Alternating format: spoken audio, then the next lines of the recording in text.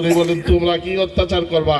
পাকিস্তানিরা অনেক অত্যাচার করেছে, কিন্তু আমার স্বামীকে যুদ্ধ থেকে বিরত রাখতে পারে নাই, আমাকেও বিরত রাখতে পারে নাই। সামনের দিকেও কোনো অপশক্তি যদি এই দেশের দিকে চোখ তুলে দাঁড়ায়, যথাসম্ভব চেষ্টা করবে সেটা প্রতিরোধ করার। যদি না পারি, জেলে যাবো যাবো, দেশ ছাড়বো না।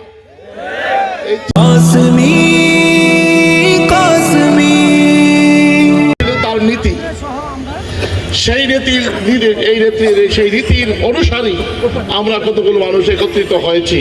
আমরা মনের ব্যথা নিয়ে, বেদনা নিয়ে, দরদ নিয়ে আমাদের মায়ের জন্য দোয়া করার জন্য এসেছি। তার কারণে আমি আজকে ইলেকশন কেন্দ্রিক কোনো কথাই বলবো না। জনাব টিটু সাহেব যে কথা বলেছেন, জনাব আব্দুল বারী ভূঁইয়া সাহেব যে কথা বলেছেন, এরপরে আর কোনো কথা নাই। 18 সালেও ছিলাম, তারপরে দুর্দিনেও ছিলাম আপনাদের পাশে, আজকেও আছি, ভবিষ্যতে ইনশাআল্লাহ থাকবো এবং আপনাদের খাদেম হয়ে থাকবো, সেবক হয়ে থাকবো।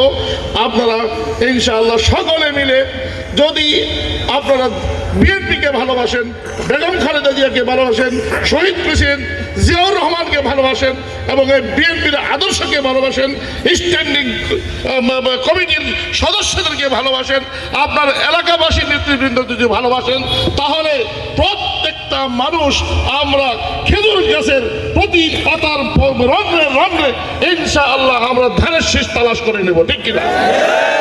আমরা যদি চিলটা কোথায় মারি, খেজুর গাছে, এটা যাবে কোথায়?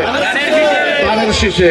আমরা যদি খেজুর গাছে সিল মারতে পারি, তাহলে প্রধানমন্ত্রী হবেন কে? অতএব আমার মতো ছোট্ট একজন নগণ্য মানুষকে দেখে নয়, তারেক জিয়াকে দেখে, বেগম জিয়াকে দেখে এবং শহীদ প্রেসিডেন্ট জিয়াউর রহমানকে দেখে, তাদের দিকে ভক্তি শ্রদ্ধা রেখে তারা যাকে ভালোবাসছে আমরা তাদেরকে ভালোবাসবো। তারা যাকে সিল মারতে বলছে, যেই মার্কায় সিল মারতে বলছে, সেই মার্কাতেই সিল মারবো। তখনই আমরা এই আদর্শের অনুসারী হব, ঠিক কিনা? আল্লাহ তাআলা আমাদের তৌফিক দেখ।